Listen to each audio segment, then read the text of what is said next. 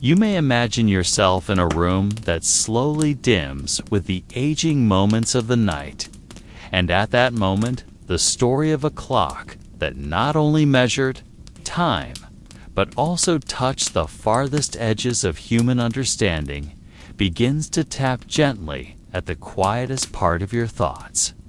Listen softly to the flow of this tale, as though you are closing your eyes completely, while the world around you shrinks into nothing more than your breath and the faint vibration that travels through each word. There is no need to hurry, because this story is meant to guide you into a calmer state, like someone sitting before a window while letting the night wind carry the gentle scent of the old city streets. You will be led gradually into the heart of Prague, in an age when candlelight was still a loyal companion to every traveler, and when mechanical devices were regarded almost as beings granted. A spirit by the hands of those who wished too deeply to understand how the universe moved. In such an atmosphere, you are only asked to listen without holding back and without needing to grasp everything from the beginning. Allow this tale to flow as an invitation to walk deeper, following the hidden line woven into historical notes that are sometimes faint and sometimes seem eager to reveal something greater than a piece of metal shaped to move with the sequence of wheels and gears. If you feel the urge to take a longer breath, then do so, because the rhythm of this story is designed to be gentle, letting every sentence fall softly, like golden dust descending from an old book that has just been opened after centuries of resting on a shelf in an ancient library. And within that calm, you may sense something close to a quiet curiosity, a subtle pull that calls you to wonder what might truly happen if a clock were able to measure time all the way to the final moment of the world. It is at this very moment that our journey begins, a journey that demands nothing from you except the willingness to let yourself drift along. With a story that moves with steady rhythm, leading you into an experience that is soothing, yet gradually revealing layers of deep mystery. The year marking the beginning of this story lies in a time when Prague was still coated with the damp scent of old stones, holding the echoes of craftsmen and scholars who worked late into the nights inside narrow workshops clinging to the walls of the city. You may imagine the city around the late 15th century, when the atmosphere in its squares felt like a page newly inscribed with strange stories by the unfolding passage of time. The wind from the Vltava River moved slowly, carrying a thin mist that often made the buildings appear submerged in pale silver tones, as if the city did not entirely belong to the same world as other towns of Europe. In that era, scholars and observers of the sky recorded the motions of stars with a devotion that felt almost ritualistic.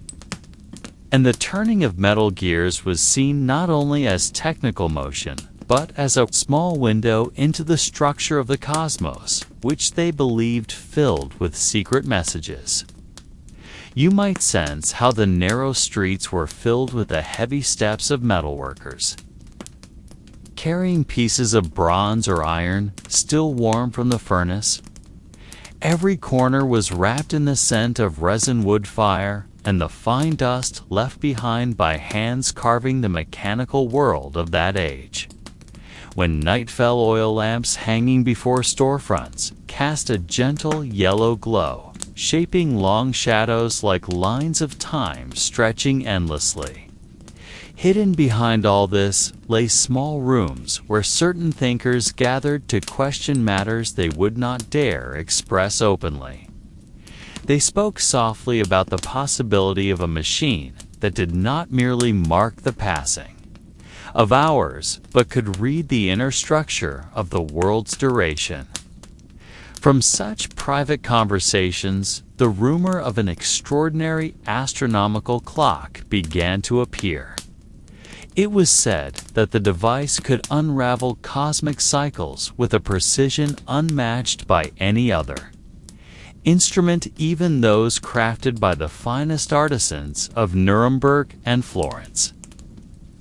You may imagine how news of it spread like an underground current, moving silently yet carrying a powerful sense of curiosity. And among the cobblestone paths of a growing city, the whisper of that clock slowly took shape as something waiting to be found, though no one yet dared to touch the core of its mystery. At a certain point in those passing years, Prague appeared like a city preserving secrets never fully spoken, and you might sense how its rhythm moved slowly, yet held something profound beneath each motion. In the older quarter, where the stones had been worn by many generations, there stood a small building often passed by without anyone noticing its significance. It lacked any striking feature, yet inside it were kept handwritten records by a sky observer, not widely known, but respected by a small circle of knowledge seekers. The notes spoke of attempts to chart celestial movements using a method never before applied, combining manual observation with mechanisms of fine gears and delicate axles, crafted with a precision rarely achieved by instrument makers. You might imagine a thin man with a short beard, seated at his wooden desk on a winter night, listening to the wind, sighing through the gaps of a small window. Before him lay parchment filled with thin lines representing measurements he made night after night for months. He seemed like someone trying to capture the breadth of the universe itself and translate it into a mechanical pattern that human minds could comprehend. In that room, a wooden box contained small metal objects whose shapes offered no immediate clue to their purpose. Some were shaped like thin discs, while others resembled grooved rods waiting to be fitted into their proper place. In one corner stood a small sundial, which he might have used as an early reference before developing something far more intricate. The room carried the scent of linseed oil and fine metallic dust, and the candlelight drifting gently made the shadows of the small gears appear as though they too were turning in harmony with the time he sought to unravel. If you were to examine his final notes, you might find a faint description of a device he called the machine that counts the age of the sky, something he believed could map the movement of time across arcs, surpassing the human understanding of days, months, or years. And from this point, the story of the hidden astronomical clock slowly began to form its foundation. In that era, Prague was not merely a city growing through trade and power, but also a place where unusual ideas often emerged from dim rooms inhabited by thinkers who were never satisfied with simple answers. In one part of the city overlooking the river stood a thick-walled building once used to store royal goods, but later repurposed into a small meeting room for those who studied the motion of heavenly bodies and the signs visible in the rotation of the night sky. You may imagine how the room felt when someone opened its heavy wooden door and encountered a wave of cool air carrying the scent of old parchment mixed with metal oil. On a long table placed at the center lay sky maps that did not always follow the form of common astronomical charts, but resembled experimental sketches where the paths of stars were drawn in unusual patterns. The small circle of researchers sat around the table observing the intricate calculations inscribed slowly by highly trained hands. They did not think of time in the ordinary sense, but as a long flowing current, sometimes slowing, sometimes curving back on itself like a river. From one corner stood a tall shelf filled with small metal tubes, each marked with a scratch understood only by them.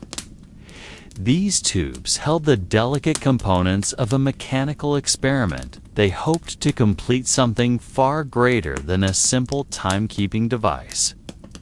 You might feel the quiet yet intense scientific tension surrounding their efforts. They spoke softly, as though afraid to disturb something that should remain untouched. Each night, they recorded planetary motions that sometimes shifted in ways difficult to explain using the theories known at the time. From a sequence of long discussions emerged the idea of a machine capable of reading hidden order in the sky. This machine was meant not only to display the positions of celestial bodies, but also to reveal the direction of time's journey across vast spans. That initial spark of thought would eventually lay the foundation for the creation of the astronomical clock that would later vanish from Prague.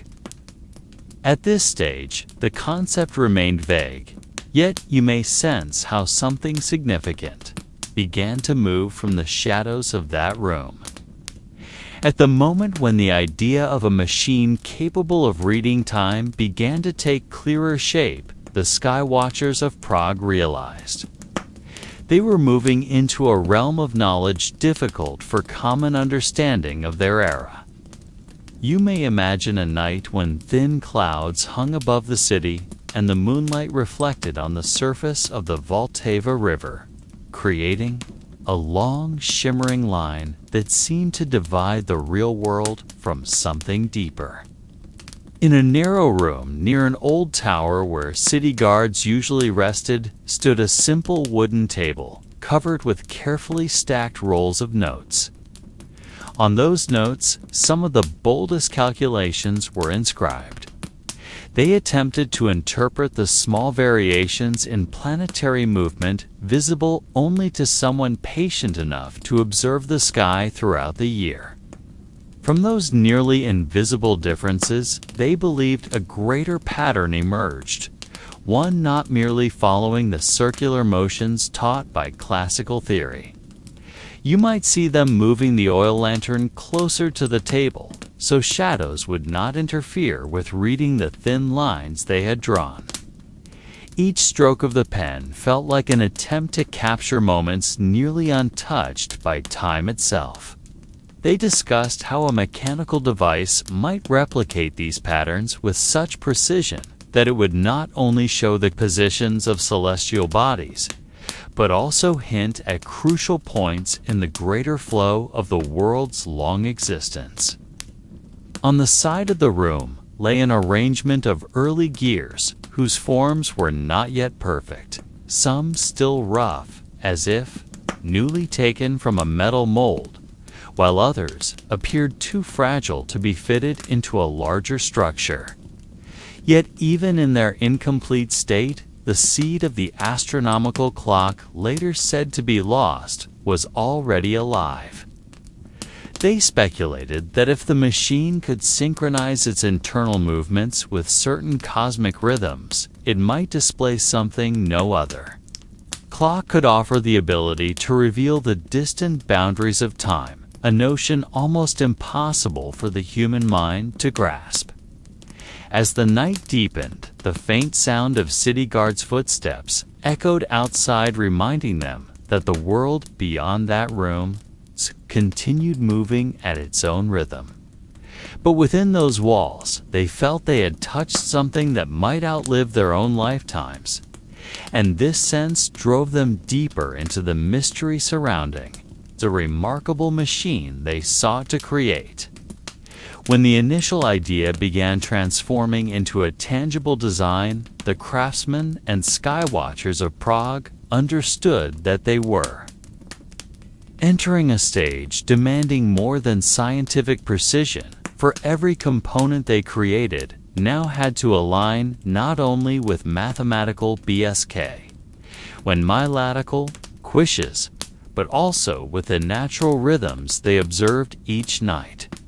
You may imagine a quiet morning when mist clung to the walls of old buildings, and the first footsteps of workers echoed like soft reverberations rising from the distant past. At that moment, they began testing the first component of the machine, a gear designed to be far more intricate than those of ordinary clocks. This gear contained delicate grooves, following patterns derived from specific stellar cycles so that every small rotation had to match the subtle shifts documented in their years of observations. On the work table, tiny fragments of metal reflected the morning light, and if you looked closely, it was as though you were seeing grains of time itself, broken into small parts. A young craftsman, tasked with refining the edges of the metal components, worked with such care that every scrape of his carving tool sounded like the slow pulse of a heartbeat not yet formed.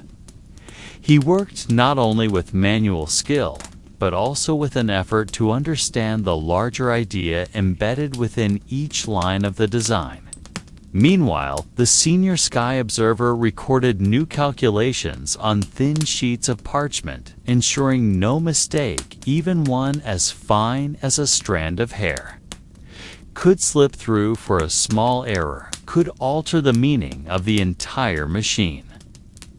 They discussed how the mechanical movement must follow patterns that seemed unsymmetrical, yet in cosmic scale revealed a precise harmony. You may sense the room filled with a tense calm, as though everyone waited for something to move for the very first time.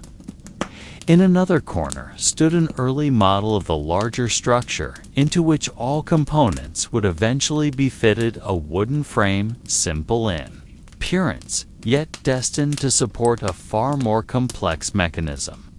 At this stage, they did not fully grasp how significant their creation might become, but they knew they had surpassed the boundaries of ordinary mechanical clocks. And as sunlight passed through the small window, they felt that the machine they were building was not merely an instrument of science, but something capable of shifting humanity's understanding of the passage of time.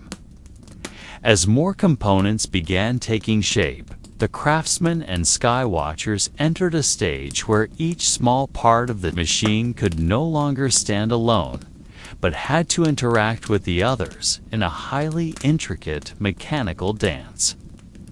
You may imagine a dim afternoon when clouds hung low over Prague and the light entering the workshop windows appeared like golden dust, drifting slowly with the movement of the air. At the center of the room, a growing assembly of gears formed circles within circles, as though imitating the planetary orbits they had long observed. Each gear differed not only in size, but in the patterns carved onto its surface based on various astronomical cycles, so that a minor movement in one would cause precise shifts in the others. On one work table, an elderly craftsman examined a thin axle designed to withstand gentle yet continuous pressure from rotations that might last for decades.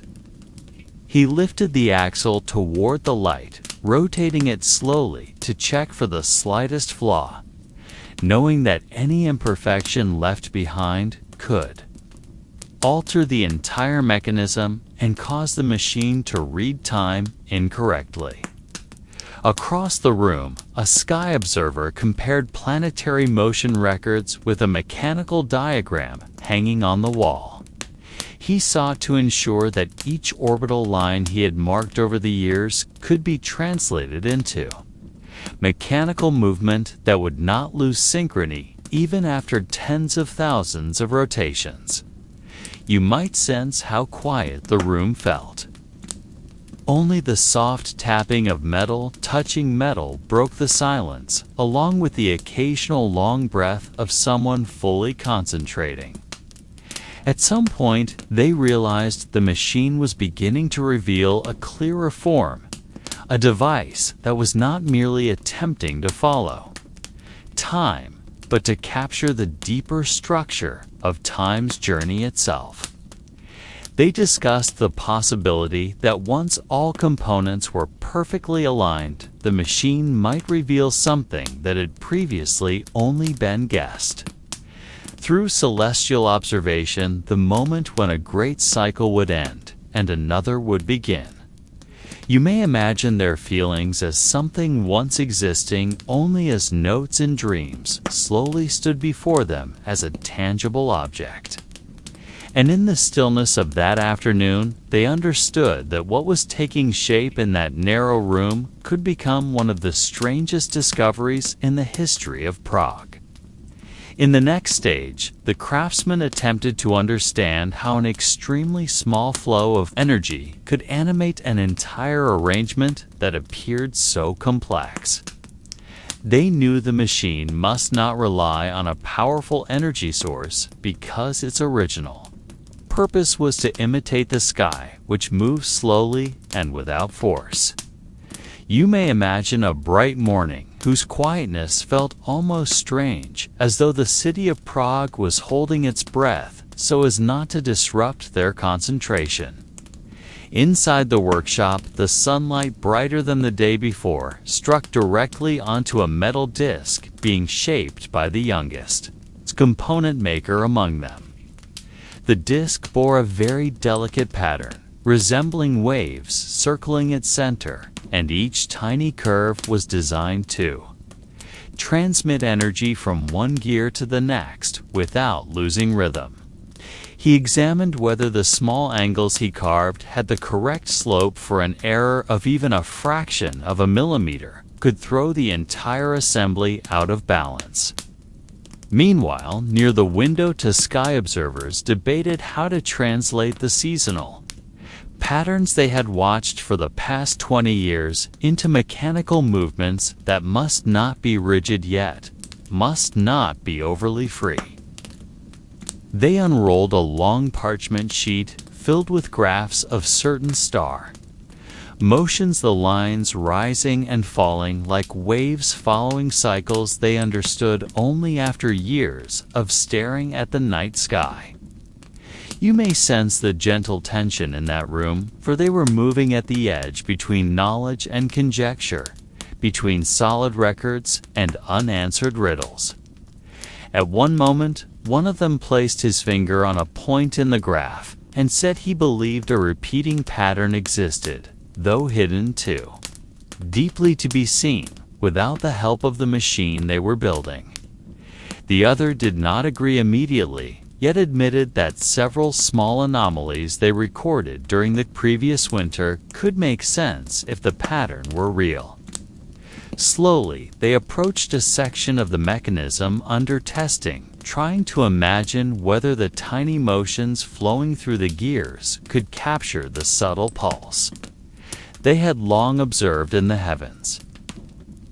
And as they began merging theory with tangible mechanism, they realized the machine was not merely a tool, but something like a bridge between the world of observation and the world that could only be touched through intuition and long patience.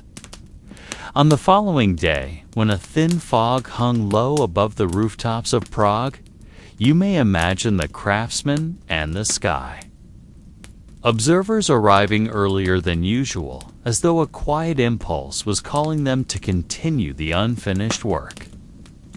Inside the workshop, the air felt colder, yet the scent remained unchanged, a mixture of cooling, heated metal and oil paint slowly seeping into the wood grain of the workbenches.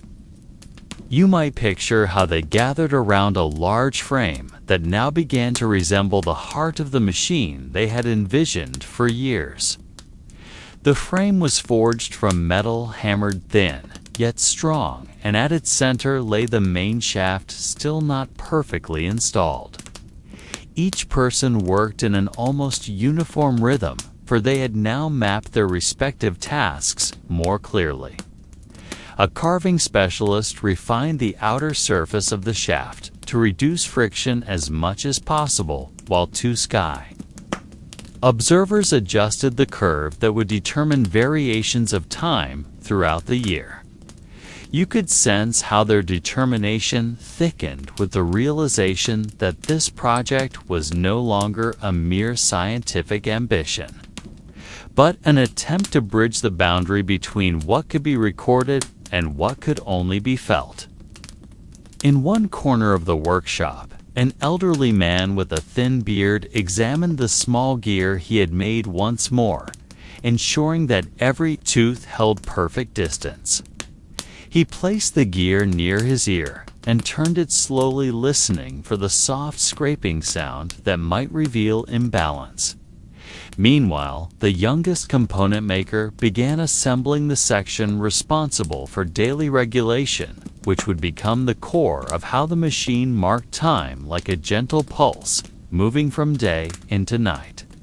You may imagine the silence of the room, often interrupted by the small sounds of metal touching metal or the soft markings on parchment as they noted their newest adjustments. All these formed an atmosphere that seemed to bring them into another world where time did not hurry. And every motion sought to follow the rhythm of the sky that existed long before humans began to measure it. With each component finding its place slowly, they realized they were moving closer to the early form of the astronomical clock, which would one day be known not only as a technological achievement, but as a reflection of human curiosity that never ceases. On the next morning, when the sun had just risen and cast a soft reflection across the river flowing near the workshop, you may imagine an atmosphere more orderly than the previous day, as though the craftsmen had found a rhythm that slowly yet steadily bound them to a shared purpose.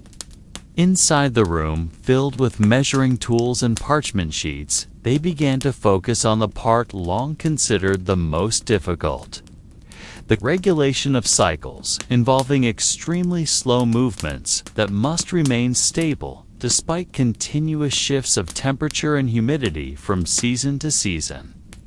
The most senior sky observer sat before a small model made of wood and metal, attempting to adjust the curve that would govern the shifting of time over long periods. He moved his finger along the arc, imagining how the sky changed from summer to winter and back again in patterns nearly invisible, unless observed for decades. You could sense the long patience growing within him, because he needed to ensure that each tiny variation might be recorded by the machine, like a writer ensuring every word remained in its proper place. In another corner, a craftsman examined a wheel larger than usual. This wheel would determine the pace of extremely slow motion, and he had to guarantee that its balance was perfect, so it would not falter even slightly. He turned it gently and watched the morning light play across its metal surface, then marked the small points that required further refinement. Meanwhile, two record keepers reviewed old charts depicting the movement of celestial bodies above Prague. They viewed the stack of papers like the footprints of time left by earlier generations, now requiring translation into a mechanism that could move without hesitation. You might sense the calm atmosphere that made every step more deliberate, as though they were walking atop a sheet of clear ice and wished not to create the smallest crack. Gradually, they realized that this section served as the heart of the entire design, and if they succeeded in balancing it, then the astronomical clock they were building would possess the ability to follow the long pulse of time, measured not in days, but across a span far greater, which some believed to be the echo of eternity. On the following day, when the wind from the river carried a damp scent that blended with the lingering smell of metal in the air, you may imagine the craftsmen once again standing around the large framework that now appeared increasingly alive, although still unmoving.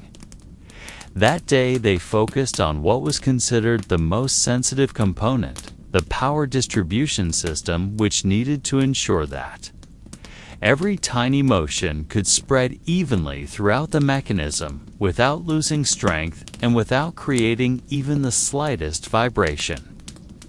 A young craftsman prepared a small assembly resembling a bridge between the main shaft and the wheel that regulated the pace of the daily cycle. He turned one of the very small wheels and leaned closer, as if trying to detect a hidden tone that would reveal whether its surface had achieved perfect balance. Meanwhile, the most senior experts sat at a long table studying a large sketch he had been refining for years. The sketch contained a network of lines resembling an ancient river map winding toward a central point. He traced the lines with the tip of his pen, as though recalling how each section was connected within a rhythm that must not be disturbed. In the corner of the room, two sky observers recalculated the subtle shifts recorded during the spring 2 years earlier. They emphasized the importance of these numbers, for if the machine were not aligned with such delicate changes, its motion would drift over long periods. You might sense how the air inside the workshop thickened with quiet seriousness, without pressure, yet full of scientific vigilance, like someone tending to a fragile object that could shatter with a touch too firm. Occasionally, the faint sound of metal brushing against wood broke the silence before the room fell still. Again, as though waiting for a decision suspended on the tip of their pens. After a long exchange of whispered discussions, they approached the main assembly and performed an initial test by gently pushing a large gear. The small motion traveled through the other wheels, producing a vibration so soft it was almost invisible, yet enough to show them how the mechanism might function once all components were connected. And when the motion ceased, they looked at one another with the awareness that although their path remained long, they had reached a point where time itself seemed willing to cooperate if they handled it with sufficient care. On the next day, when thin clouds drifted slowly above the city of Prague, you might imagine how the workshop once again filled with careful yet eager footsteps. The craftsmen were entering a new stage, the endurance testing of components that would bear the longest burden of time. They understood that this mechanism was not built for a few years, but for generations that might never know their names. In the center of the room, an elderly craftsman positioned 2 gears of different sizes onto a testing shaft. He turned them slowly, observing how they touched each other in a pattern almost inaudible. The movement resembled a conversation between 2 objects exchanging understanding through the slightest contact. Meanwhile, a sky observer stood nearby holding a record that tracked the sun's shifting position over the last 30 years. He ran his finger along the numbers and noted that this section would determine whether the clock could follow long-term changes unnoticed by most people. You might sense how every piece of data, however small, carried great weight, because a single error could cause the machine to lag or even run ahead of the time it was meant to follow. In another corner, the young craftsman who previously worked on smaller pieces now began installing larger components.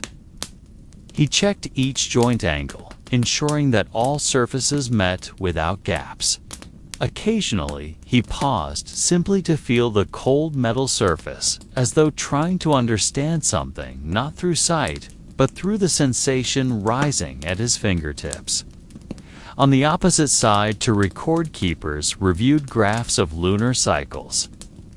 They saw the rising and falling patterns of the moonlight as a gentle pull that the mechanism must capture so the clock would not only register daily time, but also the broader shifts of the night sky. You might imagine how the atmosphere of the room felt like a place where time learned to speak to humans willing to listen patiently. And when one of the newly tested parts was finally attached to the mainframe, they saw that the machine was beginning to find its own. Pulse still faint like a first heartbeat, not yet stable, but promising something that would grow stronger. On the next morning, when pale sunlight slipped through the gaps of the workshop windows, you may imagine the craftsmen gathering once more around the large frame, which now held more essential parts than in the days before. The atmosphere felt like a space for scientific meditation where everyone spoke softly so as not to disturb the balance they were shaping.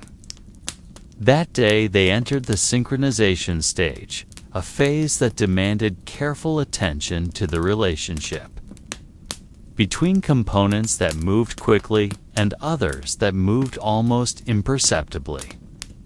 At the center of the frame was a large wheel rotating faster than the rest, and it needed to distribute motion evenly to the smaller assemblies, controlling the shift of time in seconds and minutes. A middle-aged craftsman attached a small measuring device to its side to ensure its rotation had no deviation whatsoever.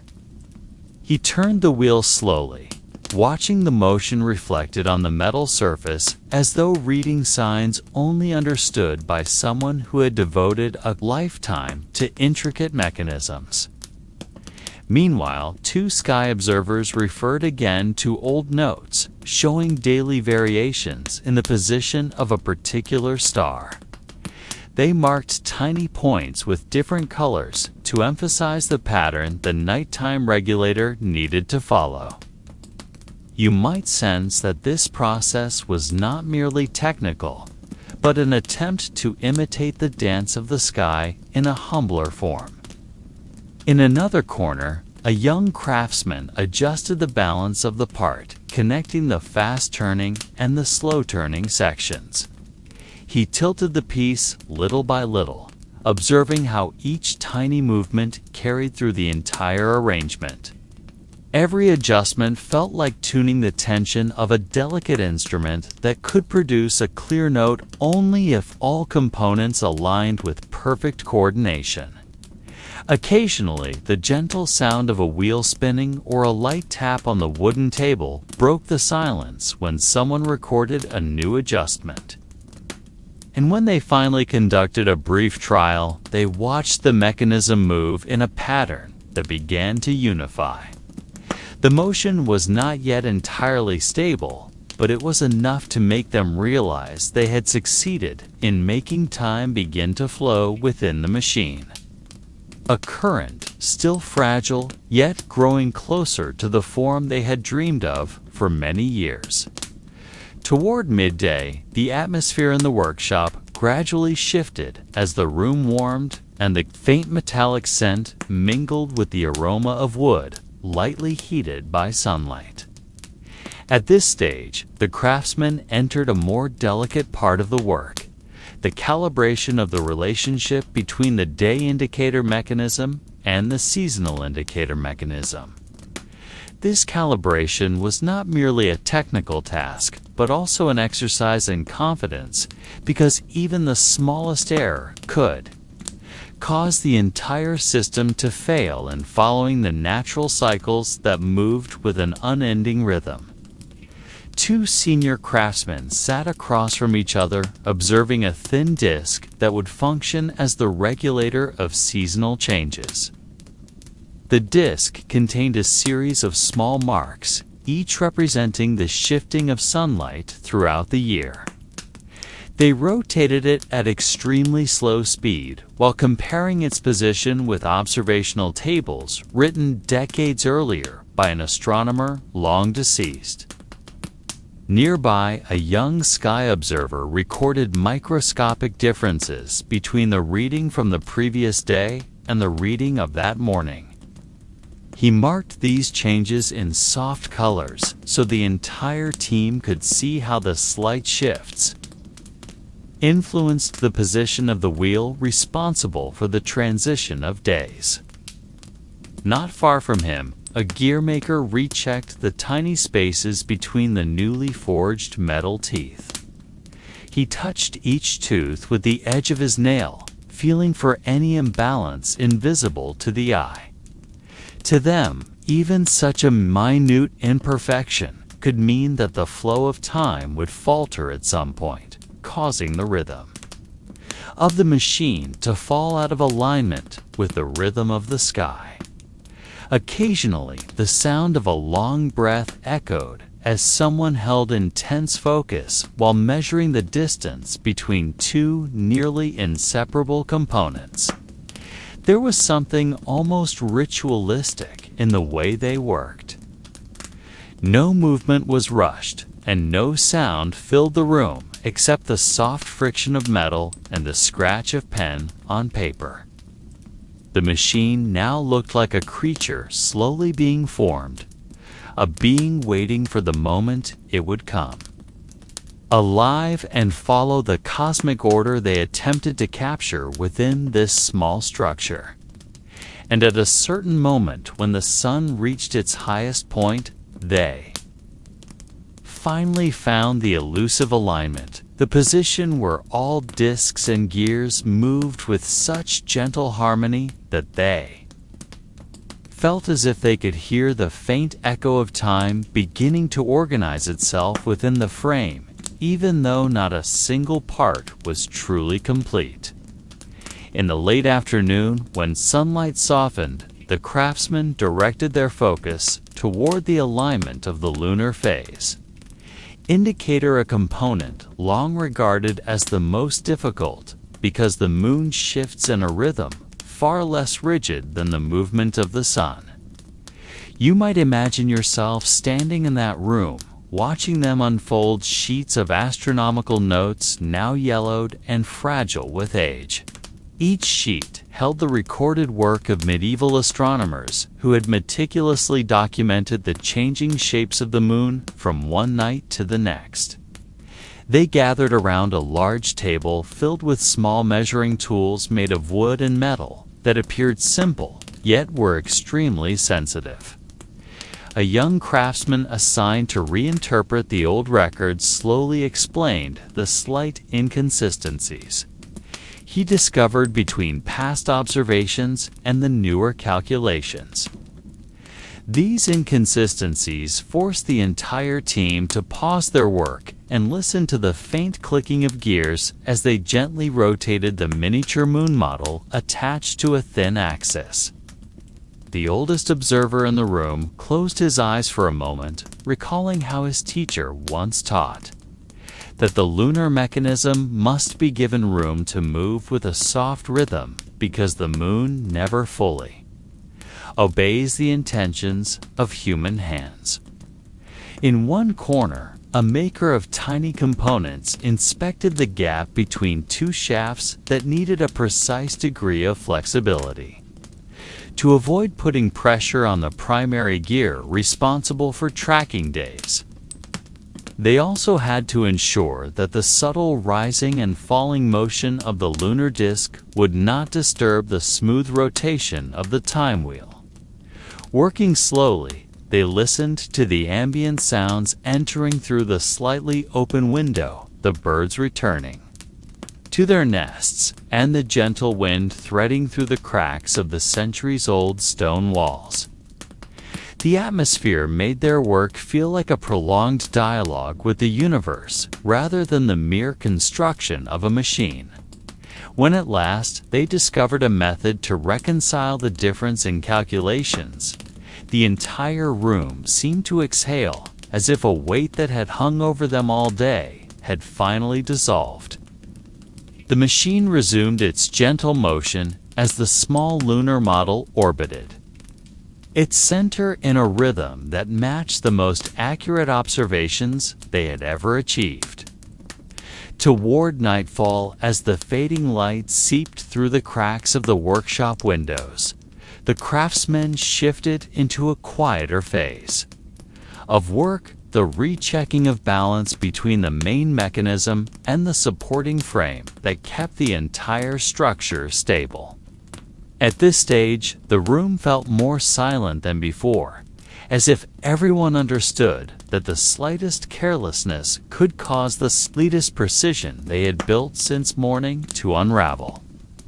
You might imagine yourself standing at the edge of the room watching one senior craftsman place his palm upon the large wooden frame that served as the foundation of the machine. He sensed the faint vibration that emerged when a tiny gear was turned slowly by his colleague. This vibration acted as an essential clue, revealing whether the balance within the frame was stable or if some portion remained too rigid to work harmoniously with the other mechanisms. In one corner, two young observers lit a small lantern to examine the reflection of light across the metal surfaces. The reflection helped them detect whether microscopic bends existed that might disrupt the movement of the time wheels. The lantern moved gradually from one side to the other, casting thin golden strokes across the copper and iron, making the entire device resemble a creature resting quietly with eyes reflecting dim light. On a long table, a measurement specialist recalculated the distance between the main axle and the frame, supporting the weight of the day and season mechanism. He tapped the wood lightly with the tip of his finger, listening to the tone it produced. From this tone, he assessed whether the wood had aged enough to withstand the pressure of time or required further refinement. No loud sounds filled the room, only quiet breaths matching the slow pulse of their measured work. The craftsmen moved in patterns that seemed learned over many years. Outside the window, the sky shifted from orange to deep blue, and the first star appeared above the roof of the old building. Its light served as a reminder that their goal was not merely to build a machine, but to create a bridge between human observation and the cosmic rhythm that never ceased. And when all components finally displayed a gentle balance, they ended the day with the feeling that they had approached yet another layer of the mystery of time even, though they had not fully understood it. As night deepened, the craftsmen lit additional lanterns until golden light filled the corners of the workshop that had previously been swallowed by darkness. Although the day had been long, they had no intention of stopping because the next stage required steady observation without interference from outside light. Their attention turned to the first testing of rotational balance in the more complex portion of the mechanism, the relationship between the main wheel governing the daily cycle and the secondary wheel controlling the transition between years. You might imagine the atmosphere as if you were standing there, surrounded by silence, broken only by the soft turning of metal along its axle. A mechanical specialist carried a small device resembling a miniature pendulum, which he used to measure rotational stability. He placed it gently near the time wheel and recorded the tiny tremors created when the wheel turned at an extremely slow pace. Each tremor was marked on a sheet of paper, forming a delicate arc. These arcs served as indicators of whether the mechanism moved consistently or remained influenced by subtle imbalances. At another table, a scribe filled the workshop journal with neat writing documenting every adjustment made throughout the day. These records would be preserved for future generations of craftsmen so they could understand why each component required a specific level of precision. Not far away, a young craftsman tended the primary rotational shaft by turning it incrementally while listening for rhythm changes that might arise as internal pressure shifted. He focused on sounds so faint they were barely audible, a small scrape that might indicate the need to loosen a component. All of this was carried out with a stillness that resembled meditation. Even when the main wheel rotated for the first time at slightly higher speed, they observed how the shadows on the wall moved in circular patterns. These shadows appeared like reflections of something far larger than the machine before them, as though they were witnessing an echo of the night sky's movement projected through the mechanism they were creating. When the rotation finally settled into an acceptable stability, the individuals in the room exchanged quiet glances, understanding that an important stage of the machine's journey had passed its first trial. Their work was far from complete, yet that night they felt a closer connection to the mystery of time they had been pursuing. When the night reached its quietest point, the craftsman decided to proceed to a more complex phase, the testing of the relationship between four distinct cycles of temporal movement. They referred to this stage as the crossing moment, because it was here that all the mechanisms interlocked for the first time, revealing whether their design could truly follow the movements of nature simultaneously. You might imagine yourself standing in the center of the room as they placed four main wheels on the large table. Each wheel represented a different cycle: the daily cycle, the monthly cycle, the seasonal cycle, and the yearly cycle. They turned all four wheels slowly while observing the moment when the metal teeth began to meet. The soft clicking sounded like a whisper rising from the depth of the workshop. A time observer stood at the end of the table, carrying a sheet filled with diagrams he had been preparing for years. He compared the motion of the wheels with the diagrams, ensuring that each cycle moved at the correct ratio. If even one wheel moved slightly faster or slower, the entire harmony would collapse and they would have to repeat weeks of work. Meanwhile, an elder craftsman watched the tiny shadows cast upon the surface of the table as the wheels rotated. From the movement of these shadows, he could judge whether the axles were aligned. A shadow moving too quickly indicated a small imbalance that needed correction. Nearby, a mechanism caretaker applied a thin layer of oil to one of the wheels, ensuring a smoother motion. He did so gently, as if tending to a fragile part of a living creature. When the four wheels finally reached their first point of synchronization, the atmosphere of the room changed. Lantern light reflected off the metal surfaces, producing shifting patterns that spread across the walls in delicate lines. These patterns reminded them of the slow drifting of stars across the night sky. In that stillness, they felt as though a bridge between the time they understood and the time that flowed far beyond their lives had begun to form. Although much work remained, this step marked an important milestone in the long journey toward the machine's final form. For a moment, they stood absorbing the harmony before moving on to the next phase. After the four time cycles achieved their initial alignment, the craftsman moved to a stage requiring near absolute precision, the testing of internal pressure traveling through the main axle. This pressure acted as an invisible pulse that would ultimately determine whether the machine could continue moving without stopping for decades or even centuries. You might imagine yourself standing behind the craftsmen as they carefully opened a small, portion of the frame to install a pressure gauge that appeared simple, yet could read variations as thin as a strand of hair.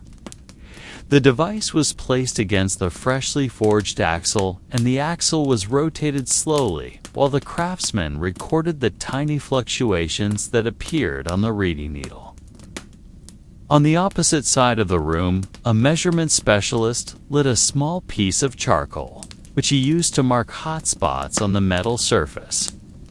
These heat points revealed how energy moved through the metal as the time wheels rotated. If the heat appeared too quickly, it meant the axle was experiencing excessive friction and needed further refinement.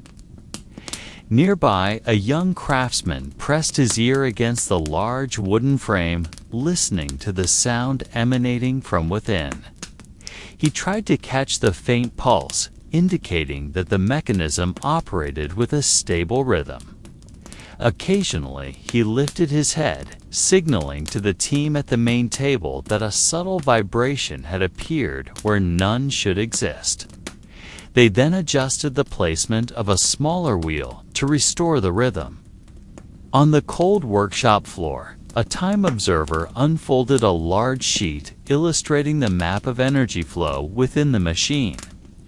The sheet was covered in looping lines that showed how force moved from one component to another.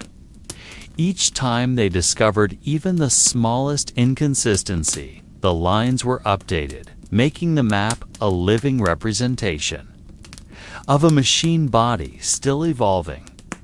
When the internal pressure finally displayed the stability, they saw the room shifted into a quieter state. Lanterns hanging from the ceiling reflected a soft glow on the metal frame, making it appear as though it pulsed gently, like a creature just beginning to breathe. The craftsmen stepped back, observing their work with a blend of awe and caution. They understood that this machine was no longer merely a construction of wood and metal, but a manifestation of human understanding of nature's complex and delicate rhythms. And that night, for the first time, they felt that this structure was not only following time, but beginning to hold time within itself. As the machine began to show clearer signs of stability, the craftsmen shifted their attention to the part often considered the emotional part of the entire structure. The resonance chamber, where every subtle vibration generated by the time wheels was collected, amplified, and reflected back into the larger frame. This chamber was located at the center of the structure, hidden behind layers of dense, polished wood that resembled a surface of dark, still water.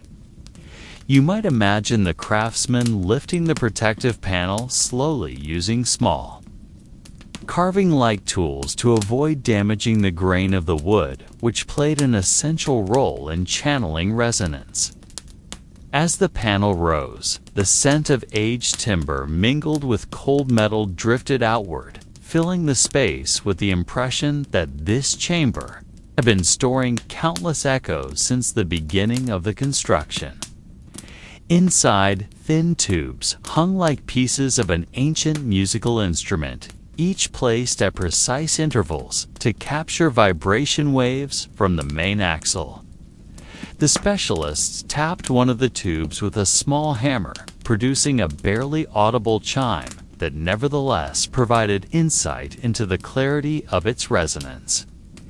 If the chime sounded too dense, it meant the tube was holding excess vibrational weight and needed to be shifted by a few millimeters.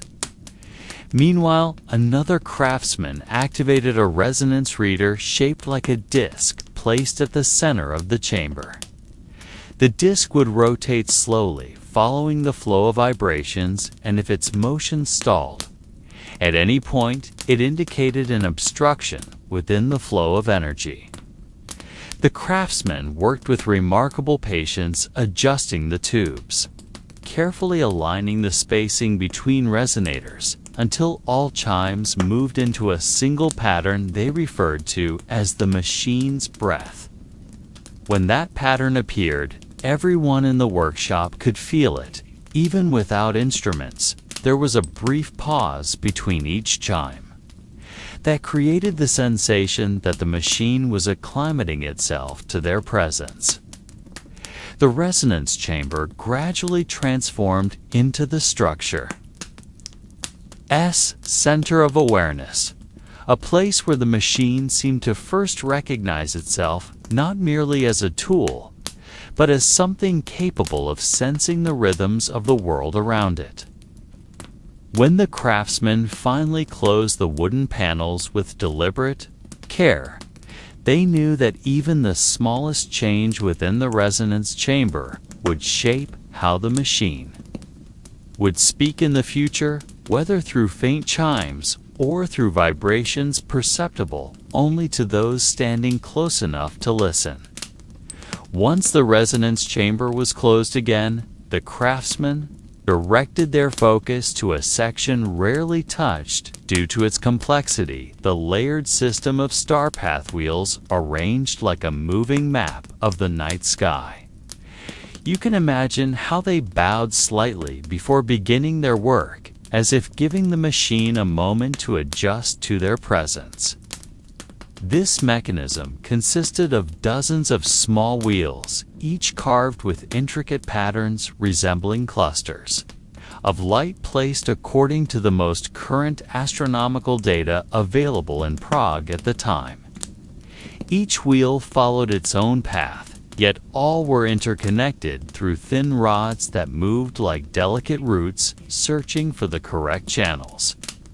If one wheel hesitated, the motion of many others slowed in response, creating subtle disruptions in the time indicators perceptible only to trained eyes. The specialists began by examining a tiny marker on one wheel, representing the position of a northern star, then adjusting the spacing between its teeth using a metal comb-like tool that ensured each notch maintained the proper pressure. Meanwhile, another craftsman turned the central axle, slowly causing the entire system to move in gentle waves, spreading outward from the core.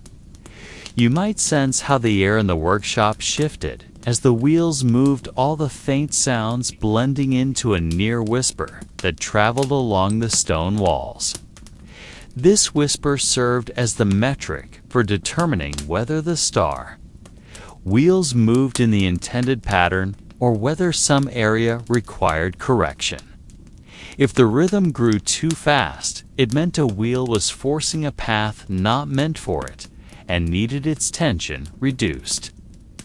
If the whisper grew uneven, it signified friction where none should exist. With patience that seemed to exceed human limits, the craftsman allowed the wheels to complete several rotations, observing the smallest deviations in their motion. From a distance, it appeared they were merely watching, yet in truth, they were reading the subtle language spoken by the machine. This language consisted of slight pauses, gentle pulls, and tonal shifts within the soft chimes of the gears. They believed that only by understanding this language could the machine operate in full harmony, offering accurate measures of time, not only for the present day, but for eras far beyond the span of their own lives. After ensuring that the constellation wheel system moved in harmony, the craftsmen shifted their attention to an even more concealed component: the energy distribution system, which stored the flow from the primary weights and distributed it evenly throughout the machine. This system was located at the lower part of the structure, partially set within a carved stone recess designed to prevent its vibration from disturbing the workshop floor. You can imagine how the dim glow of the oil lamps reflected softly along the metal surfaces, giving the impression that this part of the machine existed in perpetual half-shadow, as though intentionally placed between the world of the visible and the hidden. The system consisted of a long axle supported by wooden bearings, along with several auxiliary weights, suspended by natural fiber ropes. Each weight needed to remain in its precise location to maintain a steady flow of power. If even one weight shifted slightly, the entire stream of force could change, creating undue pressure on the more delicate mechanisms above. The specialists began by adjusting the tension of the ropes supporting the weights. They pulled gently, listening to the faint sound of fibers stretching like the slow breath of a sleeping creature. Then they examined the central axle with a touch so soft it seemed more like reading than repairing, searching for signs of imbalance invisible to the eye. You might sense how the atmosphere in the workshop grew even calmer as everyone focused on the quiet rhythm of this hidden mechanism. As the axle began its slow rotation, a subtle tone emerged, something like a low hum rising from deep within the stone. This tone served as the indicator of whether the energy pathways circulated correctly. If the tone grew too heavy, it meant a weight was applying excess pressure. If the tone became uneven, it indicated weakening fibers or insufficient lubrication on the axle. The craftsman applied a thin layer of plant oil, then set the axle in motion again until the tone softened into a more fluid murmur. In rare moments, when every component moved together, you could almost sense that the machine possessed a pulse of its own, a patient, steady rhythm akin to a heartbeat aligned with the turning of the earth itself. When all parts finally settled into balance, the craftsman nodded slightly, acknowledging that they were not merely sighing a device, but preserving the delicate connection between the force of time and the physical world that supported the machine. With the energy distribution system now balanced, the craftsman decided to examine one of the least observed components, the chamber of distant time. Markers located within a tightly sealed metal box on the eastern side of the structure.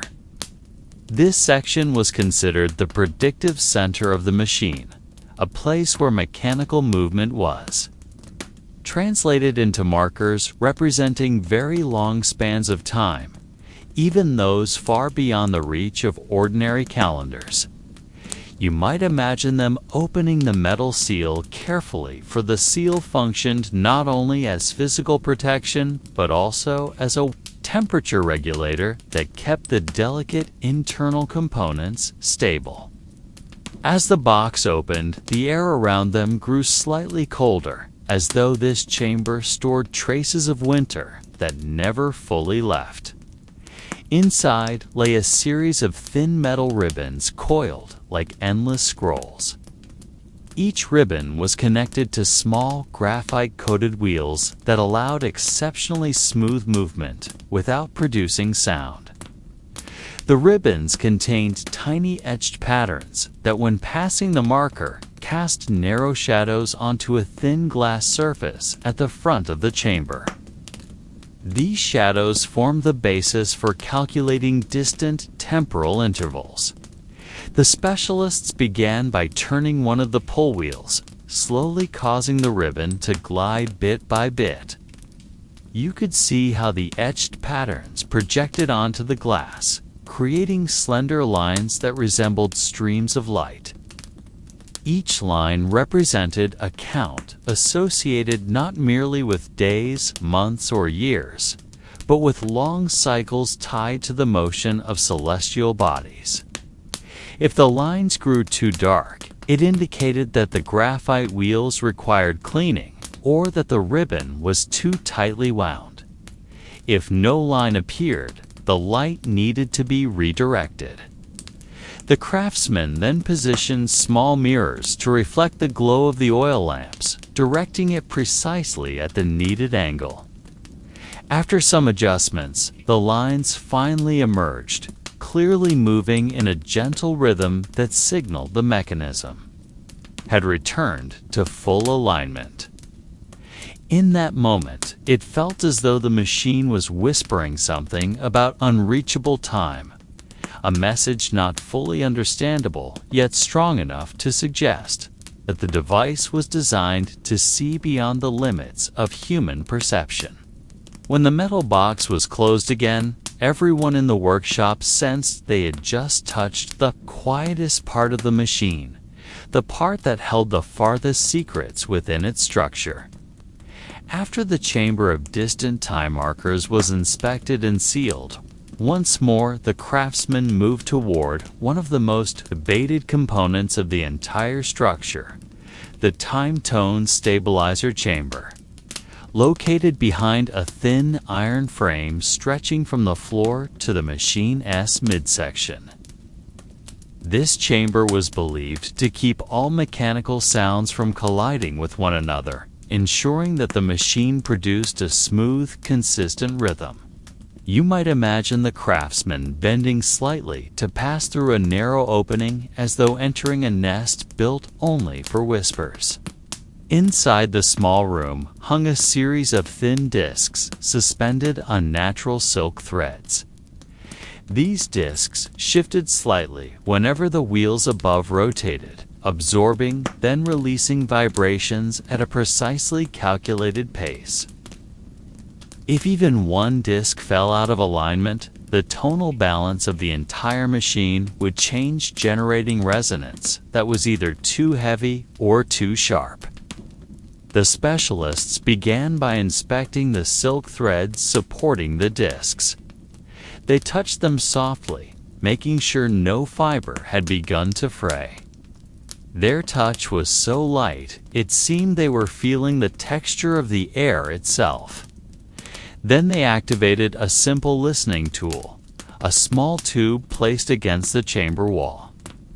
Through it came a gentle pulse, like the quiet heartbeat of the machine's inner body. This pulse served as the guide for determining whether the stabilizing discs moved in proper harmony. If the pulse vibrated too quickly, it meant a disc was shifting outside its pattern and needed repositioning. If the pulse sounded uneven, one of the silk threads was losing elasticity. The craftsman adjusted the discs one by one, nudging them by distances nearly invisible to the eye, yet sufficient to restore equilibrium. You might sense how the room gradually changed, becoming a space that felt truly alive, because every small alteration produced a tonal shift that could be sensed not only by the ears, but by the entire body. When all discs finally moved in their gentle harmony, the craftsman released a faint exhale, then stepped out carefully, as though afraid to disturb the balance they had just restored. The time-tone stabilizer chamber, though small, had become one of the most vital parts of the entire device, ensuring that the machine spoke not in loud mechanical noise, but in a calm, trustworthy cadence of time itself. With the time-tone stabilizer chamber restored to balance, the craftsmen turned their attention to one of the oldest components of the entire mechanism. The seasonal marker shaft, located on the southern side of the structure, partially obscured by a dark wooden frame that had absorbed the scent of plant oils over many years. You might imagine them brushing away the thin layer of dust clinging to the wood, as though the dust itself had become part of the machine's long story. The seasonal marker shaft stretched like a spine with several metal rings placed at specific intervals along its length. Each ring represented a subtle shift in the yearly seasonal cycle, moving so slowly that the full transition took months. If even one ring drifted out of alignment, the entire seasonal calculation could shift by. several days affecting the mechanisms that depended on the Earth's natural rhythm. The specialists began by examining the narrow gap between the rings and the shaft, using a simple measuring tool made of thin wooden strips. They slid the tool carefully until they reached the point where the shaft offered slight resistance. This resistance served as an indicator of whether a ring held the proper tension. If the pull felt too heavy, the ring needed loosening. If too light, it required tightening or repositioning. Meanwhile, another craftsman rotated the seasonal shaft by a few degrees, observing how each ring followed the motion. You could sense how the workshop air changed as the rings shifted, producing a faint sound like the gentle brushing of dry leaves carried by wind. This sound was more than mechanical feedback. It was believed to be the machine acknowledging the season it was aligning to. The craftsman applied a modest amount of natural lubricant made from linseed oil mixed with beeswax, ensuring the shaft rotated without obstruction. After several rotations, they heard a softer, steadier tone, signaling that the mechanism had returned to an ideal state. In that moment, it became clear to them that the machine did not merely record time, but also sensed variations in temperature, light, and the Earth's subtle movements from season to season.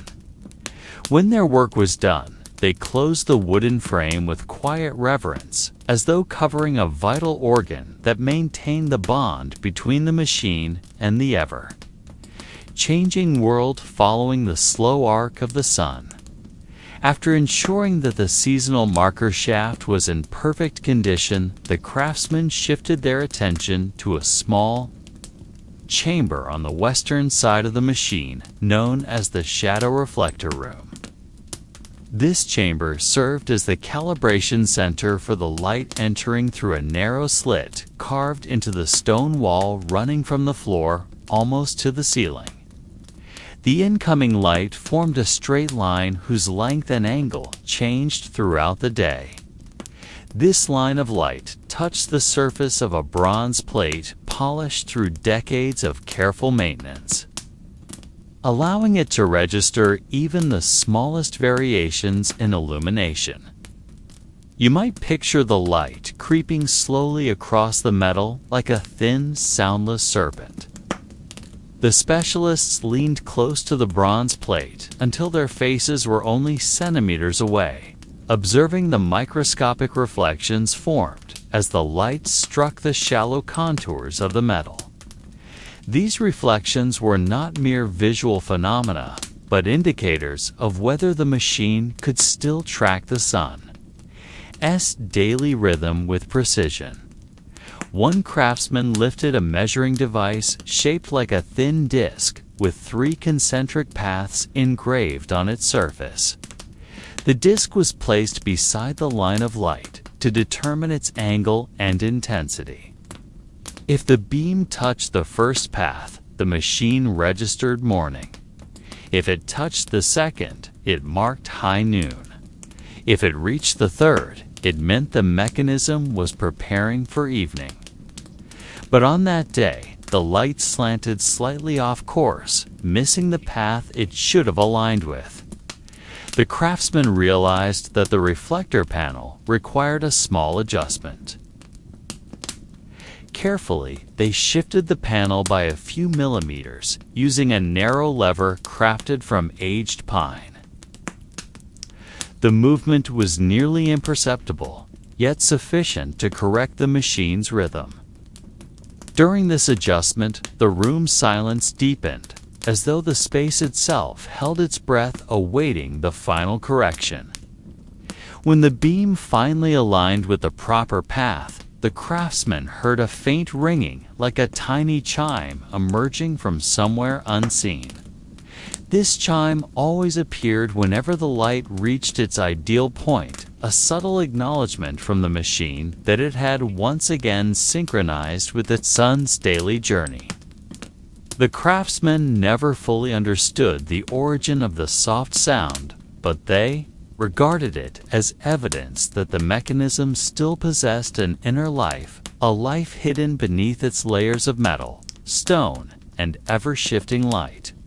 After the light reached perfect alignment, the craftsmen shifted their focus to the deepest section of the machine, the star trajectory chamber located beneath the main floor. This chamber could be accessed only through a narrow corridor that sloped gently downward like a passage built to ensure secrets would not reach anyone above. When you enter this space, you immediately feel a change in temperature. The air sharpens into a cooler breath, as though the room stores the night, even during the brightest hours.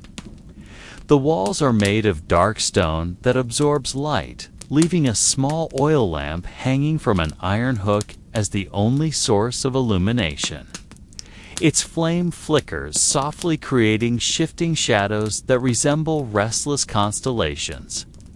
At the center of the chamber stands a large wheel crafted from oak, reinforced with wrought iron linked through 42 mechanical joints.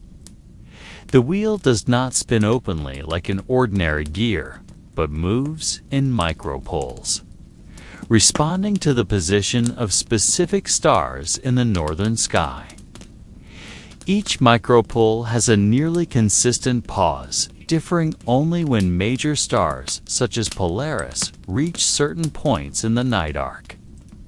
The craftsmen approach the wheel with notebooks filled with observational records from centuries before. If the duration between vibrations matches the old records, the machine is still reading the star map correctly. If not, then the reflector screen in the upper chamber must be recalibrated. You can feel how each faint vibration travels through the floor, as though the room possesses its own pulse. The specialists often remarked that the machine is not merely an instrument, but something closer to a living organism, sensitive to the sky above it.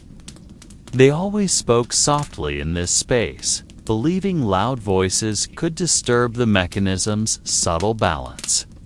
Some even claimed they saw the wheel move slightly faster on cloudless nights, as if the machine responded to the calmness of the open heavens beyond the stone walls of Prague. As the craftsmen marked each vibration, they noticed a small deviation in the star indicator, less than the width of a human hair, yet significant for a machine that demanded absolute precision. They began adjusting the leveling levers on the western side of the chamber, checking each tiny angle that formed the wheel's mechanical path. The silence deepened, like a night holding back even the slightest breeze. You can almost imagine standing beside them, observing their careful, synchronized movements, guided only by the whispering pulse of a machine, forever studying a sky that never remains still. After confirming that the star tracking wheel had returned to a tolerable phase, the craftsmen moved on to inspect the small, turning staircase located on the eastern side of the underground chamber. This staircase was not meant for human use, but formed part of the internal adjustment mechanism designed to shift small metal weights responsible for stabilizing the clock when temperature and air pressure fluctuated. Each step was linked to a thin bronze handle, which, when moved, would trigger a series of soft frictional motions across the supporting axis. You might picture the staircase as a miniature spiral tower, constantly in motion, yet never meant to be climbed by anyone. The specialists lit an additional oil lamp to illuminate the entire structure and began examining every joint. They noticed that several of the metal weights appeared slightly worn, especially at their lower edges, where the surface had touched the stone base for many years. Among the quiet footsteps and the soft breathing of the oil flame, you could hear an almost inaudible scraping sound from the weights trying to adjust. themselves in response to subtle shifts in the air from the world above. This indicated that the machine was in a sensitive state and required careful attention. One craftsman picked up a long, needle-shaped measuring tool used to check the tilt of each step. He touched the needle gently against the side of the staircase, allowing it to reveal how much curvature or wear had occurred. If the tilt exceeded a certain threshold, the metal weights would fail to move correctly, causing the machine to misread the flow of time. That day, the indicator needle revealed 2 steps that were tilted more than a single narrow degree, enough to make the machine feel fatigued. The craftsman then began repairing the misaligned sections by inserting thin slices of hardwood beneath the joints, restoring the staircase to its proper level. They worked in silence, aware that too much vibration could disrupt other delicate components currently in balance. You might sense the subtle tension of their work, like watching someone repair something fragile yet unmistakably alive. When the tiny staircase finally returned to its ideal position, the entire chamber seemed more harmonious. Even the oil lamp's flame flickered, less as though the machine itself sensed the renewed calm. The specialists nodded slowly, aware that they had just restored a crucial part of a clock capable of perceiving not only human time, but also the faint natural shifts surrounding Prague across the centuries. After ensuring that the balancing staircase had returned to its proper alignment, the craftsmen turned their attention to what was considered the most delicate component of the entire machine, the series of air discs located behind the northern stone wall. This section was often called the breathing chamber because the discs within it moved as though following the inhaling and exhaling pattern of a living creature. You might imagine a row of thin circular plates suspended very close to one another, rising and falling in a rhythm visible only under dim light. These discs were crafted from a combination of light metal and stretched animal hide, giving them the flexibility needed to register. Subtle shifts in the pressure of air entering and exiting through a narrow opening near the top of the wall. Every disc had to maintain precise spacing for the machine to detect irregularities in the wind flowing across Prague, minute by minute.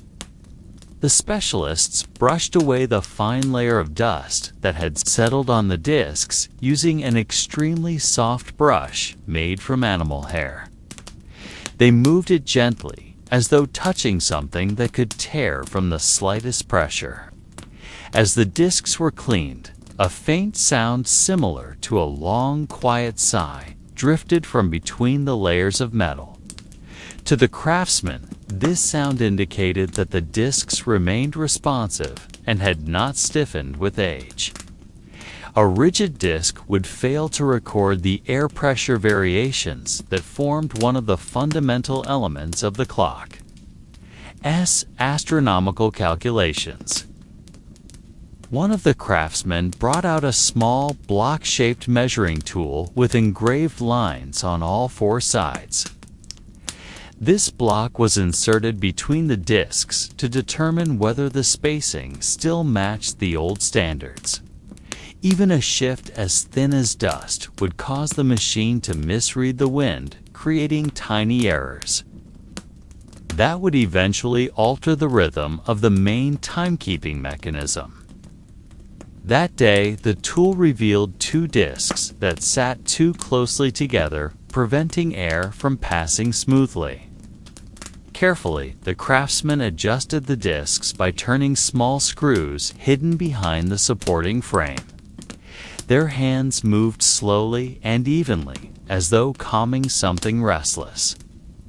You might imagine the room itself listening to their work, anticipating the moment equilibrium would be restored. When the discs finally resumed their gentle breathing motion, it felt as if the chamber exhaled in relief. The specialists nodded quietly, knowing they had restored another essential component of the clock, a component that responded to the invisible currents of air that had swept across Prague since the time the city was only a stone village by the river. After the breathing chamber returned to a stable rhythm, the craftsman proceeded to the part often regarded as the emotional core of the entire machine, the resonance shaft hidden behind the central frame. This shaft was a long metal bar carrying vibrations from all sections of the clock. Its purpose was not to measure time, but to sense whether each component still worked in harmony. You may imagine it as a spine, transmitting subtle messages from every mechanical organ. Each vibration traveling along its surface was read by small rings attached at regular intervals. These rings moved gently when the frequency was aligned and would twitch when an anomaly appeared, indicating a disruption in the machine's rhythm. The specialists lit an extra lamp to illuminate the long shaft. The light fell upon the polished metal surface, making it resemble calm water under night sky. They leaned close because some vibrations could only be sensed as faint whispers barely present. To them, this was the language of the machine. If the frequency dropped, it signaled a weakening part. If it rose, it signaled tension somewhere within. That day, the sound was lower than usual, leading them to believe a certain section was bearing more weight than intended. One of the craftsmen took out a tool called the vibration pen, a thin rod whose tip was placed against the shaft to record the subtle waves. The pen traced a pattern on a small slate surface. These lines were compared to older patterns preserved across generations of caretakers. The pattern recorded that day showed a slight decrease in amplitude near the center of the shaft, meaning there was an imbalance between the breathing chamber in the north and the balancing staircase in the east. Carefully, the craftsman tightened the small joints linking the shaft to the lower frame. They turned each screw so slowly that they avoided creating unwanted resonance that could travel and unsettle other components. You can almost feel how each movement changed the vibration of the room, like someone drawing a long breath and releasing it in a calmer rhythm. When the resonance shaft finally produced a rounder, steadier pulse, the craftsman paused to listen. The chamber felt more complete, as though the machine had regained its own voice. They understood that each part repaired throughout the long hours had now reunited into near-perfect harmony. With this adjustment, the astronomical clock had returned closer to its ideal form, capable, once again, of sensing changes in light, wind, stars, and pressure like an ancient creature remembering Prague's past while measuring time as unending movement. After the subtle tension within the resonant shaft subsided and the chamber regained its characteristic stillness, the craftsman proceeded into the stage always considered the most spiritually quiet. Opening the deepest layer of the machine, the section they call the core ring, a seldom touched region, examined only when the clock exhibits changes that cannot be explained by its outer mechanisms. The core ring is more than a physical structure. It is a kind of vibrational archive, a place where mechanical memory accumulates over decades or even centuries. Every tiny motion, every friction between wheels, every shift in internal pressure leaves a faint trace here, like a historical record inscribed not in ink but in rhythm. To reach it, the specialists unlocked old clamps, darkened by time. When the final seal gave way, a faint scent of aged metal and dust escaped, as though the chamber released a breath held for far too long.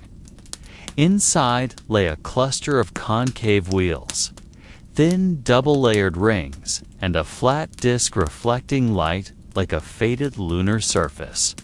Together, they formed a system operating so slowly that real movement could only be observed by watching it for hours without interruption. They lit a small lamp suspended low over the mechanical layer. The soft glow revealed delicate scratches on the central disc, scratches not present during inspections of previous years. The pattern resembled a curved line whose tip fractured slightly, indicating a tension that had been building gradually from the northwest quadrant of the machine. The craftsmen refrained from concluding anything immediately. They understood that this layer often displayed symptoms comprehensible only after the entire rhythm of the clock was studied from beginning to end. The most senior expert took out a long magnifying lens designed specifically to read vibrational marks. He traced the line, examining the shifts in amplitude embedded there.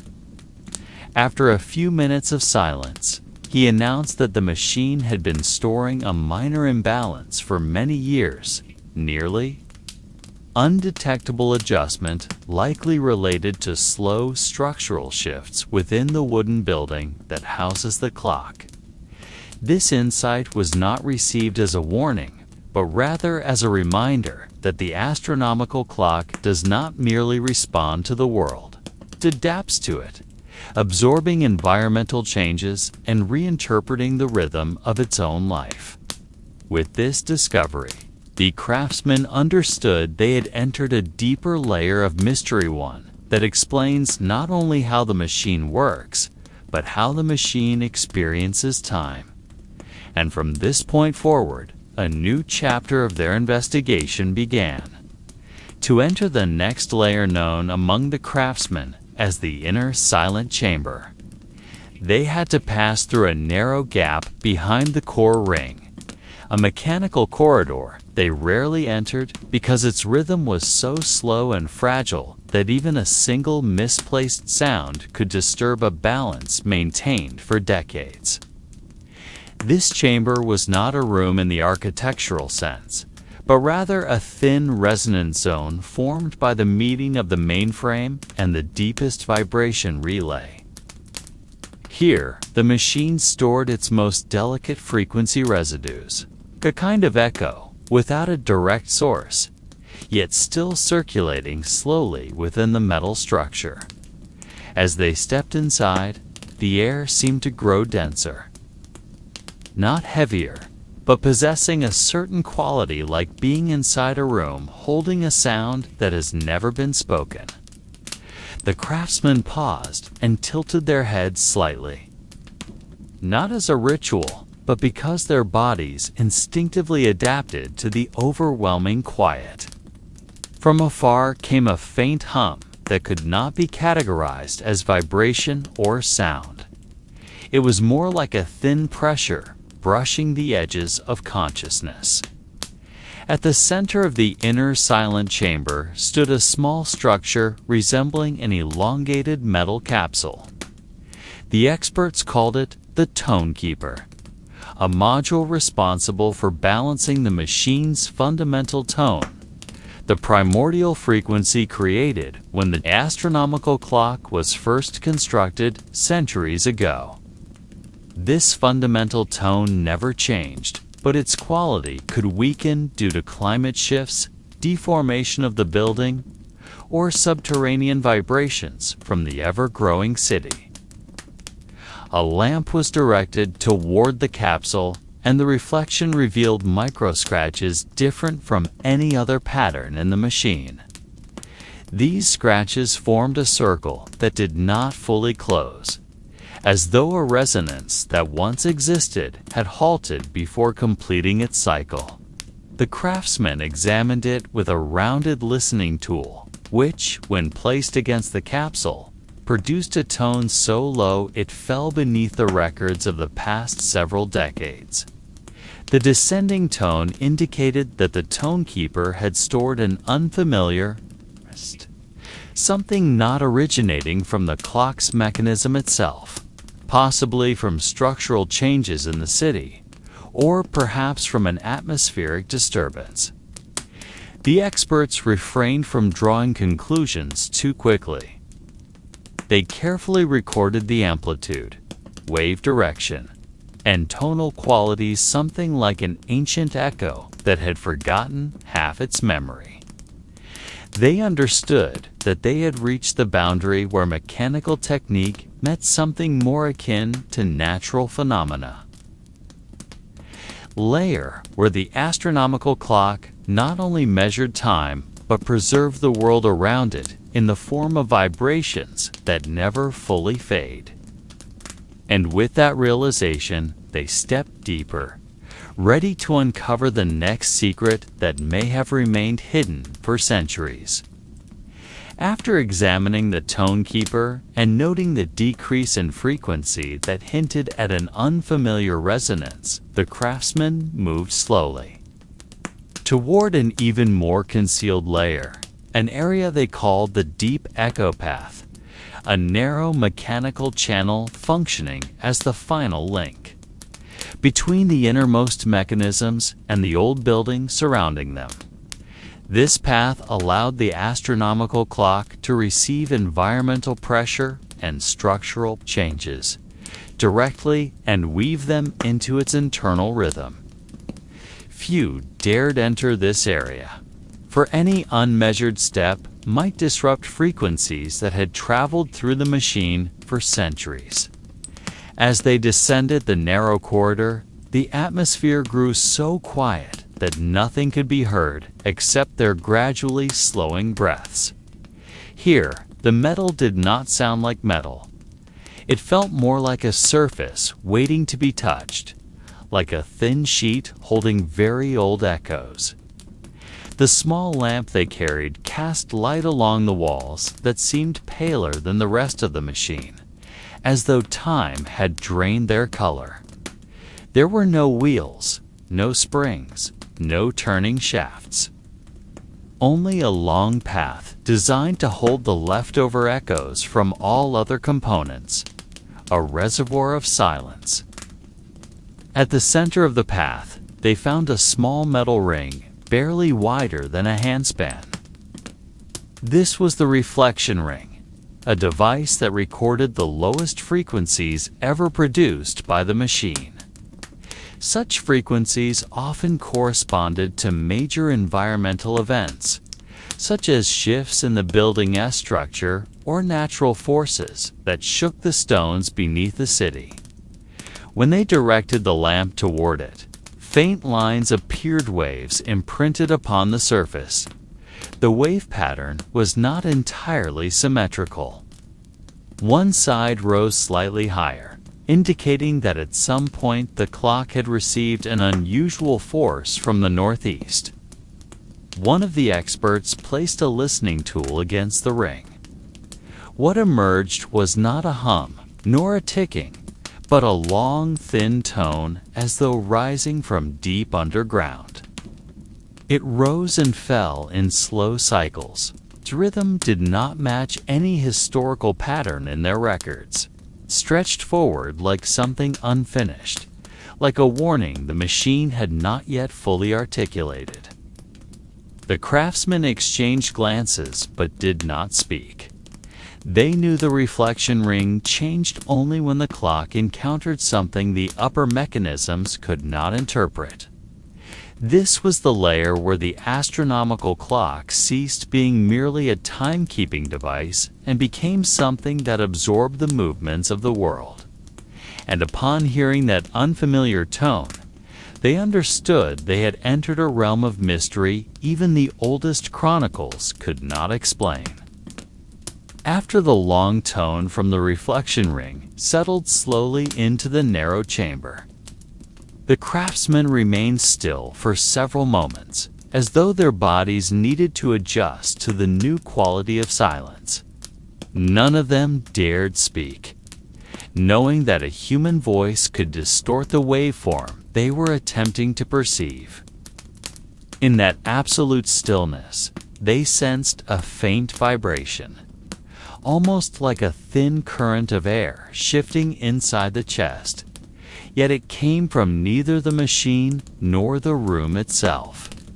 It seemed to originate from a deeper layer, something never documented in the original design of the astronomical clock, yet formed naturally through centuries of pressure and age. At the far end of the deep echo path was a small triangular opening, narrow enough that one had to bow to approach it. This gap was not part of the initial blueprint. It formed from the expansion of metal over centuries.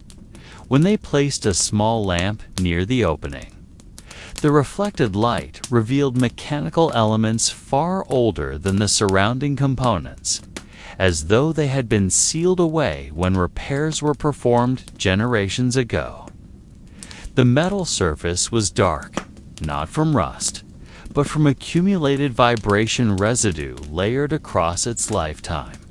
Beyond the opening lay a flat structure resembling a thin plate, vibrating so slowly it was nearly invisible. The experts referred to this as the primary echo layer, a module believed to function as the final repository for all resonances the upper layers could not interpret. It worked like a memory system that recorded only what could not be explained and archived of the most delicate disturbances occurring over long stretches of time. The vibration moved in an imperfect circular pattern, like ripples disrupted by an unseen stone. When one of them placed a specialized listening tool against the plate, a new tone emerged. This tone was heavier, yet still faint, like an echo bouncing from a chamber deep beneath the ground. It neither rose nor fell. Instead, it rotated in a broken rhythm, as though some form of information was attempting to surface, but remained obstructed by something larger. The craftsmen watched the wave closely, searching for any pattern they could recognize. But the longer they listened, the clearer it became that the pattern did not originate from structural shifts or environmental pressure. It had a deeper, older quality, like a resonance gathered over a vast span of time, now finally seeking release.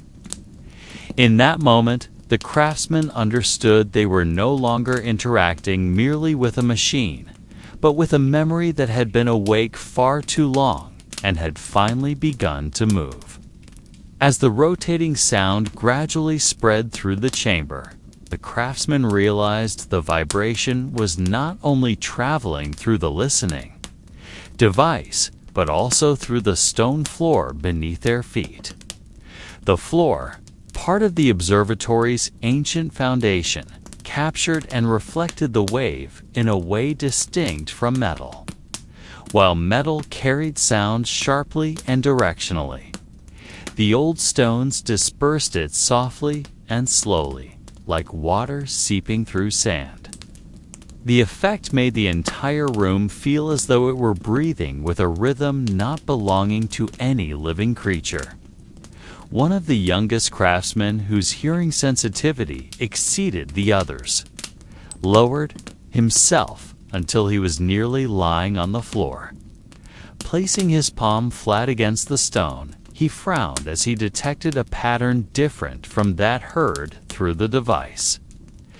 This pattern was neither circular nor broken.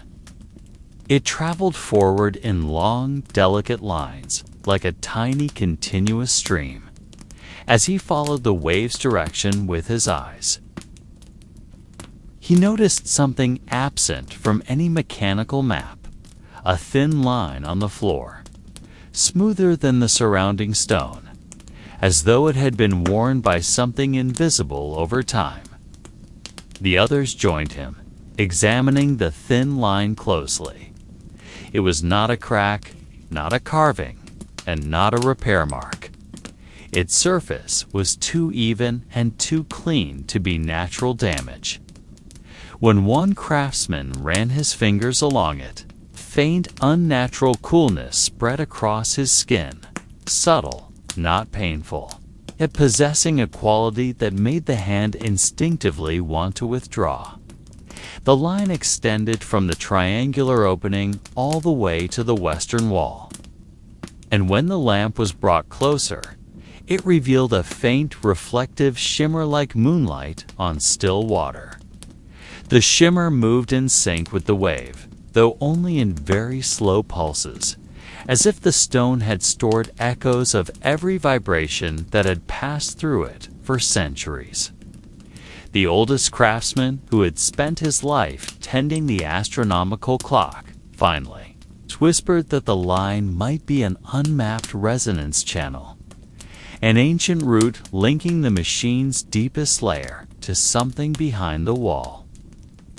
Such pathways, he explained, typically formed not by design but by necessity, created when the mechanism needed to discharge excess memory that the primary layers could no longer hold. They understood then that if the pulse in the line continued to intensify, something behind the western wall might be trying to communicate after being trapped for far too long. And for the first time since entering the chamber, the craftsman felt a subtle unease, not from fear, but from the realization that the machine held a history beyond anything they had ever imagined. After confirming that the thin line on the floor truly responded to vibrations within the machine, the craftsman decided to lower the room's light intensity. They wanted to see whether the faint shimmer along the resonance path would change as the environment grew darker.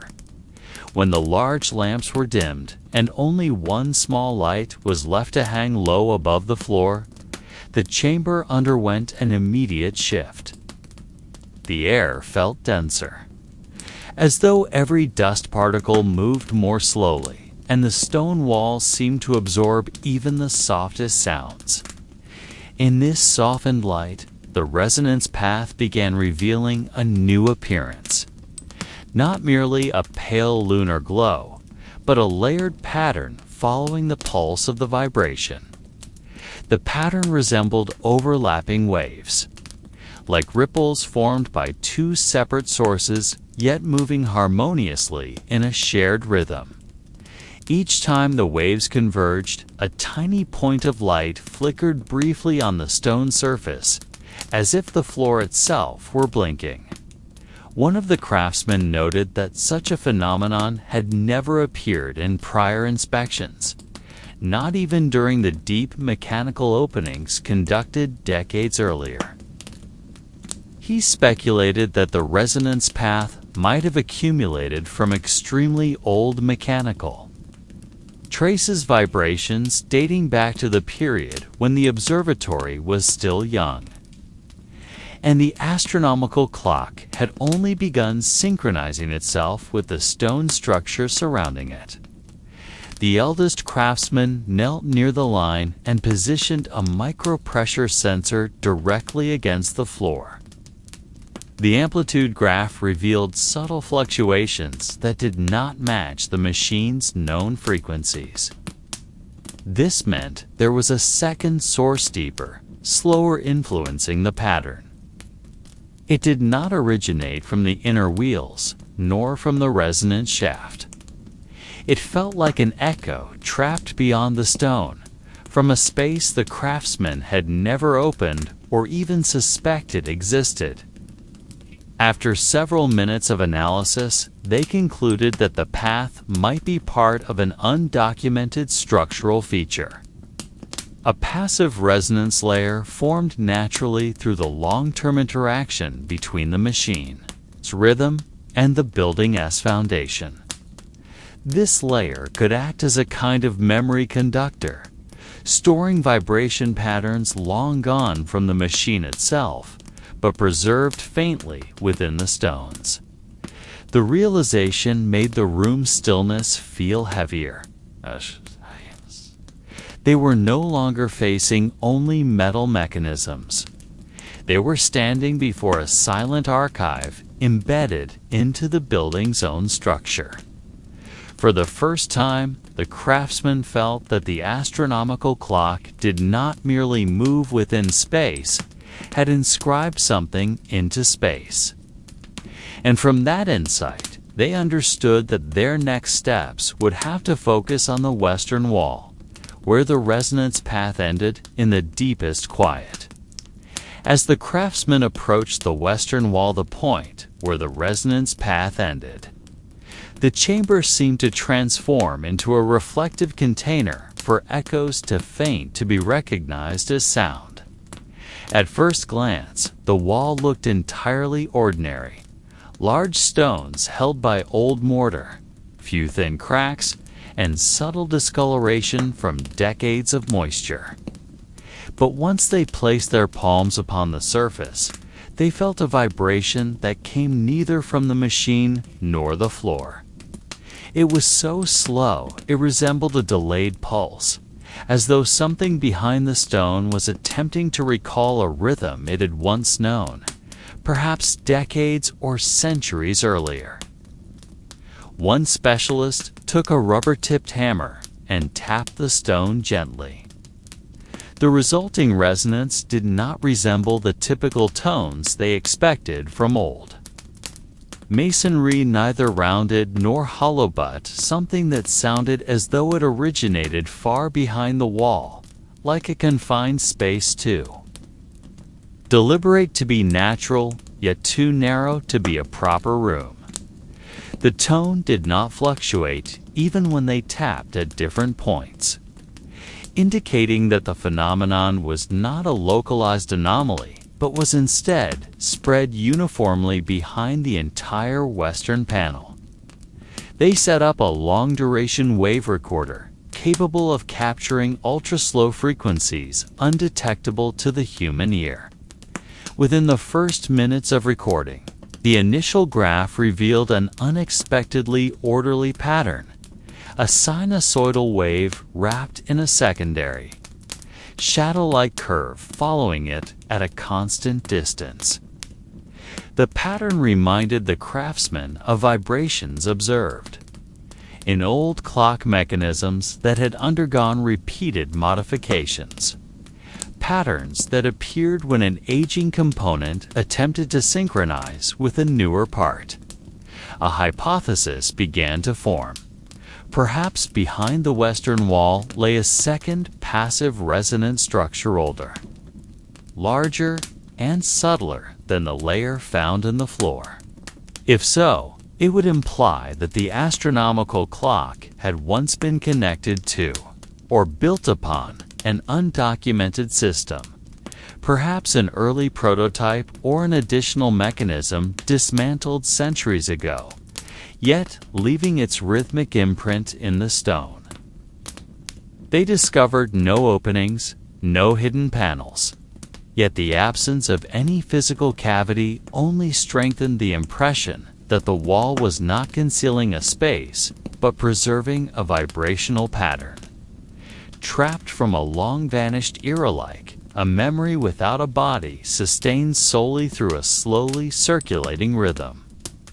With this realization, the craftsmen understood their investigation had moved beyond the machine itself to something far larger. The relationship between the building, time, and the memories etched into stone. And from here, they prepared to enter an analytical stage requiring more meticulous documentation than any before it. As the tools were switched off one by one, and the last glow of the small lamp faded in the corner, the craftsmen realized they had reached a boundary no hands or instruments could cross. The underground chamber kept its own voice, a rhythm moving slowly like a world drifting into sleep. They stood still for a moment, allowing the silence to envelop them, sensing that whatever lay behind the western wall, within the old floor, or deep in the vibration, core of the clock was not something meant to be solved at once. Like anything that has outlived generations and endured, the astronomical clock seemed more like a creature offering a small fragment of its secret, but never revealing the whole. One specialist looked toward the resonance shaft, now pulsing gently. The pulse no longer showed imbalance, yet it did not reach perfect stability either, as though the machine had chosen to keep part of its rhythm for itself. You may sense that in such a moment, time is not being measured, but is listening to its own presence, allowing each second to rest between ancient mechanisms and cold stone. From the floor, where the disk vibrated slowly to the walls that echoed faint pulses, everything seemed to inhale at once before settling again into an order intelligible only to mechanisms centuries old. The craftsman closed the final panel, locking the old clamps back into their frame. No sound followed except a small metallic click, like the closing of a long story that still leaves a few blank pages at the end. They ascended the stone steps, one by one, leaving the chamber sinking back into its gentle darkness. You may imagine their footsteps fading, while the machine's faint vibrations remained, turning slowly like a memory refusing to extinguish. And when the heavy door closed, the world inside remained unchanged. The astronomical clock stood in the dark, guarding the pulse it had gathered for centuries. Perhaps it never truly measured time until the end of the world, but it measured something subtler, something no book could capture. A rhythm that continues without a voice, leaving a faint imprint in the air. A mystery that never finishes, hanging softly like the final whisper before someone drifts into sleep.